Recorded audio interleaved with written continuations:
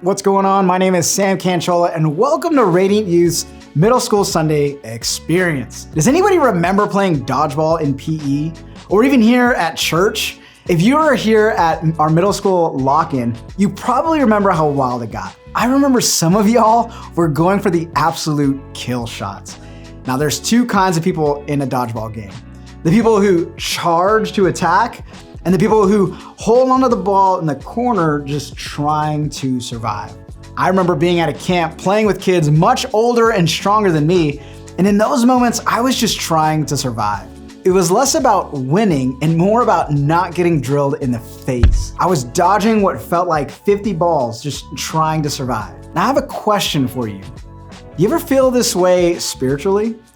Like instead of living in victory, you were just surviving life? What if God's plan for you was not to just survive, but well, to thrive? I believe that scripture is going to show us this morning what it looks like to flourish and to experience victory in your life. Let's check it out in Psalm 144:12. It says, "May our sons flourish in their youth, like well-nurtured plants. May our daughters be like graceful pillars, carved to beautify a palace." This scripture tells us that you can flourish in your youth.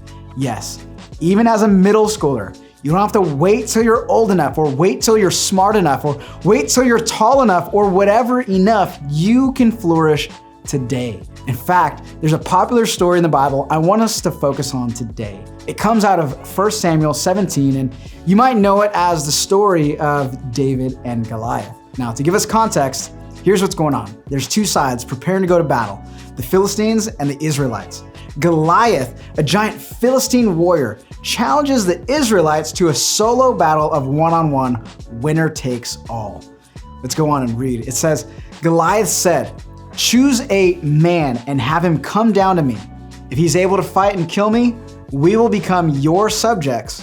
But if I overcome him and kill him, you will become our subjects and serve us.'" But because this guy was a giant, something they had never seen before, it left the Israelites stunned.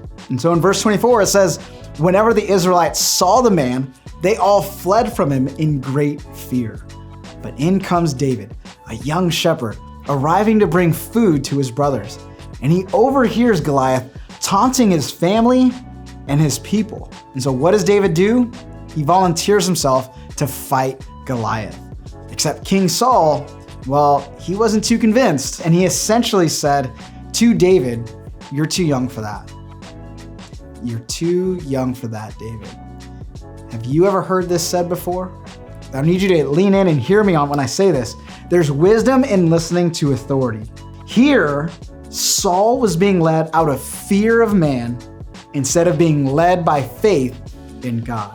And so just know, you are not too young to experience victory. Now, we've made it to the chunk of the story I want us to focus on. It's in 1 Samuel 17, verses 45 through 51. You can follow along on your screen. David said to the Philistine, "You come against me with sword and spear and javelin, but I come against you in the name of the Lord Almighty, the God of the armies of Israel, whom you have defied. This day the Lord will deliver you into my hands, and I will strike you down and cut off your head. This very day I will give the carcasses of the Philistine army to the birds and wild animals." Pause. That's crazy, y'all. He's basically saying, I'm gonna let the animals eat off of your dead body. We'll go back. "And the whole world will know that there is a God in Israel. All those gathered here will know that it is not by sword or spear that the Lord saves. For the battle is the Lord's, and he will give all of you into our hands." And as the Philistines moved closer to attack him, David ran quickly towards the battle line to meet him. Reaching into his bag, taking out a stone, he slung it and struck the Philistine on the forehead. And the stone sank into his forehead, and he fell face down on the ground. So David triumphed over the Philistine with a sling and a stone. Without a sword in his hand, he struck down the Philistine and killed him. David ran and stood over him. He took hold of the Philistine's sword, drew it from the sheath, And after he killed him, he cut off his head with the sword. It's intense, isn't it? But here's what I want you to notice in this scripture.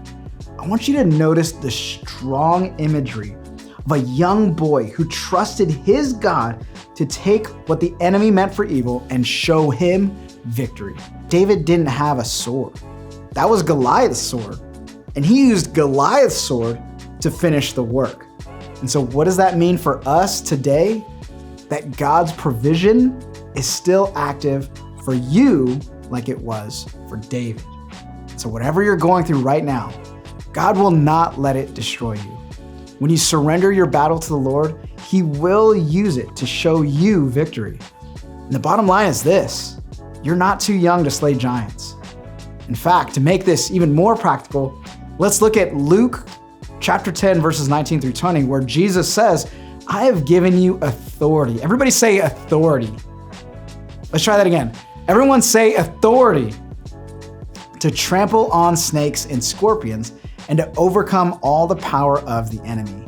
Nothing will harm you. However, do not rejoice that the spirits submit to you, but rejoice that your names are written in heaven. And so his promise to us is this: nothing of the enemy will harm you. The image of snakes and scorpions, it's a reference to the enemy and his plans to destroy us. And the sin that feels overwhelming, well, it cannot defeat you when you are in Jesus. And as you're hearing all of this, I want to pause and ask, if God protected young David, gave David victory over the giant, and Jesus promises us that nothing will harm you, then what's keeping you from believing you can slay giants too? If we're honest, many of us don't live in the authority Jesus has given us. To go back to our dodgeball example, we simply live just to survive. But can I encourage you, Radiant Youth? You can slay giants and experience victory in your life over sin. You can live like David, facing Goliath and fight against the enemy in your life. And when you feel tempted to sin or you feel like life is overwhelming, well, speak out loud against the enemy and claim the victory Jesus has given us. You will see victory. And my prayer for you is that you stop being afraid of the enemy, that you catch on to the newfound confidence in Jesus to live freely and to live in victory. You can slay giants too.